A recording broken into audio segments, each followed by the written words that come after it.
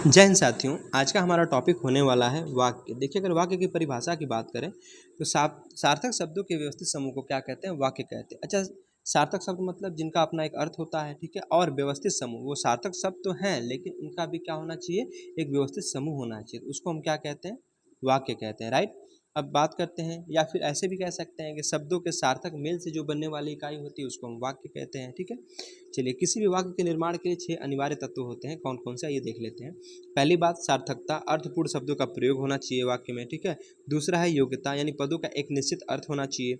तीसरा है आकांक्षा, जो जानने की इच्छा बने, मतलब वाक्य ऐसा होना चाहिए जिसमें एक जानने की इच्छा होनी चाहिए, ठीक है। चौथा है साथियों निकटता, शब्द जो है एक निश्चित दूरी पर लिखे जाएं, ठीक है। उसके बाद पांचवा है पदक्रम, मतलब पदों का क्रम सही होना चाहिए, ठीक है। छठवां है अन्वय, यानी लिंग वचन काल और कारक का मेल होना चाहिए, राइट। अब हम बात करेंगे साथियों वाक्य के अवयव या अंग की, ठीक है। वाक्य के साथियों 2 अंग होते हैं, एक होता है उद्देश्य, एक होता है विधेय। अब उद्देश्य क्या होता है? जिसके बारे में बात कही जाती है, ठीक है, जिसके बारे में बात की जाए, उद्देश्य होता है। और विधेय जो उद्देश्य के बारे में बताता है, ठीक है। उद्देश्य क्या है? कि जिसके बारे में वाक्य में बात की जाती है उसे उद्देश्य कहते हैं। और विधेय क्या होता है? कि जो उद्देश्य के बारे में बताता है, ठीक है, वो हमारा क्या होता है? विधेय होता है। उद्देश्य को साथ ही हम ऐसे भी समझ सकते हैं, जो कर्ता होता है ना, उसी को हम उद्देश्य कहते हैं, राइट। आइए एग्जाम्पल के माध्यम से समझते हैं। देखिए, पहला एग्जाम्पल है, कह रहा अमरेंद्र आम खाता है। कर्ता क्या इसमें है? अमरेंद्र है ना, तो ये हमारा क्या उद्देश्य हो गया। और आम खाता है, ये हमारा विधेय हो गया। मतलब क्या है कि एक उद्देश्य, ठीक है, मतलब वाक्य में वाक्य के 2 अंग होते हैं, हमने बताया, उद्देश्य और विधेय। मतलब उद्देश्य भी होना चाहिए और विधेय भी, ठीक है। तो उद्देश्य क्या हमने बताया? कि जो जिसके बारे में वाक्य में बात की जाए, ठीक है, या फिर कर्ता को कहते हैं। और विधेय क्या होता है? जो उद्देश्य के बारे में बताता है, ठीक है। जैसे मोहन ने बांसुरी बजाई, अब कर्ता कौन है? मोहन है, तो मोहन हमारा उद्देश्य हो गया। बांसुरी बजाई हमारा विधेय हो गया।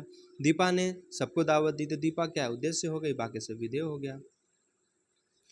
आगे देखिए, लंबे लंबे बालों वाली लड़की ने सबका दिल जीत लिया, तो लंबे लंबे बालों वाली लड़की के बारे में बात की जा रही है, ठीक है। तो हमने क्या बोला? जिसके बारे में बात की जाती है वाक्य में, ठीक है, ये उद्देश्य हो गया। ने सबका दिल जीत लिया, बाकी जो बचा विधेय हो गया। अगला देखिए, तलवारें लेकर चल रहे सैनिकों ने मैदान फतेह कर लिया। अब तलवारें लेकर चल रहे सैनिक, ये क्या हमारा उद्देश्य है? क्योंकि वाक्य में इन्हीं के बारे में बात हो रही है ना, तलवारें लेकर चल रहे सैनिक के बारे में। अब मैदान फतेह कर लिया, जो बचा वो विधेय हो गया, ठीक है। परिश्रम करने वाले बच्चे सदा सफल होते हैं। अच्छा, बात किसकी की जा रही है? परिश्रम करने वाले बच्चों की। वाक्य में किसकी बात की जा रही है? परिश्रम करने वाले बच्चों की, ठीक है। तो ये हमारा उद्देश्य हो गया, बाकी विधेय हो गया। अच्छा, अगर पूछे आपसे वाक्य के भेद, तो वाक्य के 2 भेद होते हैं, आइए देखते हैं। वाक्य के साथियों 2 भेद होते हैं, एक होता है रचना के आधार पर और एक है अर्थ के आधार पर। देखिए, रचना के आधार पर वाक्य के 3 भेद होते हैं। सरल वाक्य होता है, ठीक है, जिसको हम साधारण वाक्य भी कहते हैं। दूसरा संयुक्त होता है और तीसरा मिश्र वाक्य होता है ना। और पूछे अर्थ के आधार पर, तो अर्थ के आधार पर वाक्य के 8 भेद होते हैं। कितने होते हैं? 8 भेद होते हैं, राइट। तो रचना के आधार पर 3 भेद, सरल वाक्य, संयुक्त वाक्य और मिश्र वाक्य। और अर्थ के आधार पर 8 भेद होते हैं, राइट। आइए एक एक करके सबको हम देखते हैं। देखिए, सरल वाक्य किसे कहते हैं? जिन वाक्यों में केवल एक उद्देश्य और एक विधेय होता है, ठीक है। एक उद्देश्य और एक विधेय है तो वहाँ पे सरल वाक्य है ना। जैसे सौरभ लंबी जैकेट पहनता है। देखिए, वाक्य में किसके बारे में बात की जा रही है? सौरभ के बारे में। तो सौरभ हमारा क्या हो गया? उद्देश्य हो गया। या हमने ऐसे भी बताया कि कर्ता जो होता है वही उद्देश्य होता है, ठीक है। तो कर्ता हमारा कौन है? सौरभ है, तो हमारा उद्देश्य यह हो गया। और लंबी जैकेट पहनता है, तो बाकी जो बचता है हमारा विधेय हो जाता है। यानी एक उद्देश्य और एक विधेय है तो सरल वाक्य हो गया, राइट। सौरभ और राहुल दोनों व्यायाम करते हैं। अब देखिए, बात किसके बारे में की जा रही है? सौरभ और राहुल के बारे में बात की जा रही है वाक्य में ना। तो ये हमारे क्या उद्देश्य हो गया, और बाकी जो बचा विधेय हो गया। यानी एक उद्देश्य और एक विधेय तो सरल वाक्य है ना। फिर सोहन ने भोजन किया, बात किसकी की जा रही है? सोहन की जा रही है, ठीक है। तो सोहन उद्देश्य हो गया और बाकी जो बचा विधेय हो गया। तो एक उद्देश्य और एक विधेय था सरल वाक्य हो गया। अब बात करते हैं संयुक्त वाक्य की।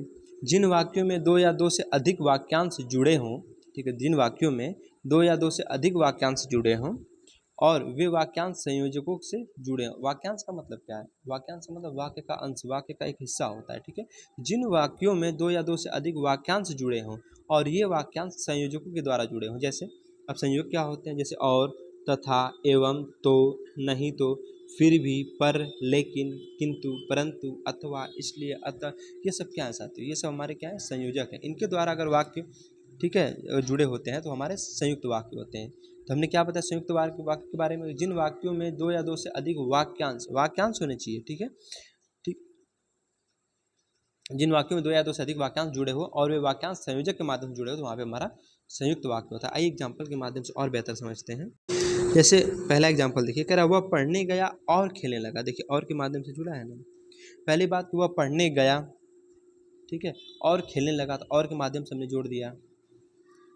फिर कह रहा वह बार बार असफल हुआ, ठीक है, परंतु, देखिए परंतु से हमने जोड़ा, उसने हिम्मत नहीं हारी।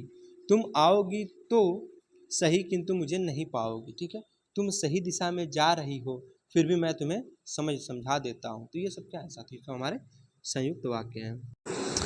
साथियों जैसा कि हमने बताया था कि रचना के आधार पर 3 भेद होते हैं वाक्य के, सरल वाक्य, संयुक्त वाक्य, मिश्र वाक्य। सरल वाक्य मैंने आपको बता दिया एक उद्देश्य होता है, एक विधेय होता है, राइट।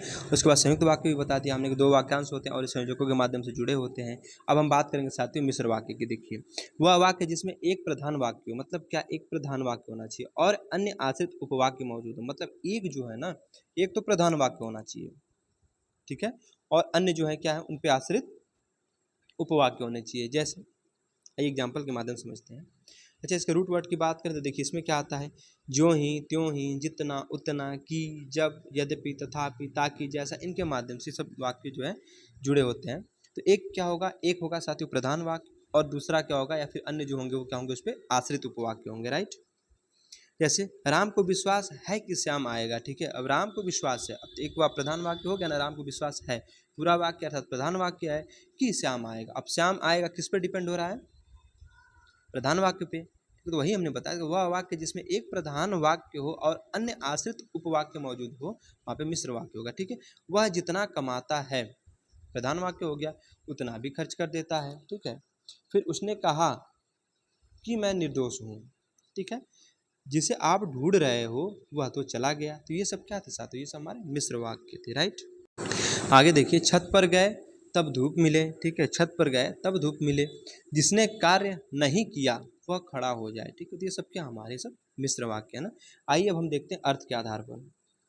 देखिए अर्थ के आधार पर साथियों वाक्य के 8 भेद होते हैं। एक होता है विधानवाचक, ठीक है, जिसको हम साधारण वाक्य कहते हैं। जैसे पंकज यादव एक होशियार छात्र है, तो भाई साधारण वाक्य है ये। रोजगारविद अंकित एक कोचिंग सेंटर है, ये भी क्या हमारा एक साधारण वाक्य है।